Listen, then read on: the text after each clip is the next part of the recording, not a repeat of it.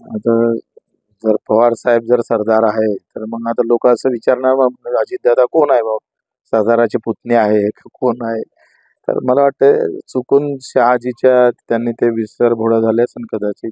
अमित शहा असं बरेचदा चुकीचं बयान करतात आणि मग अंगलट येतं. यापूर्वी सुद्धा अजित पवारांना भ्रष्टाचार म्हटलं नाही तर 2 दिवसानंतर त्यांनी पक्षात घेतलं.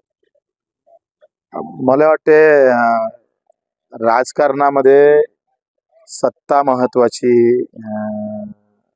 वाटते प्रथम प्राधान्य ठेवलेलं आहे.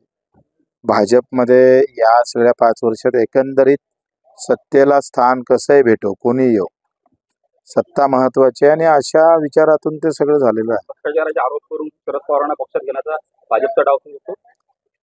ना मला असं वाटत नाही आणि पवार साहेब एवढे कच्चे खेळाडू नाही आहे. ते भाजपमध्ये जाईल, कारण ते असते तर आतापर्यंत गेले असते. फक्त अजितदादांनीच आता पवार साहेबांसोबत जाऊ नये एवढंच तेवढं राहिलं.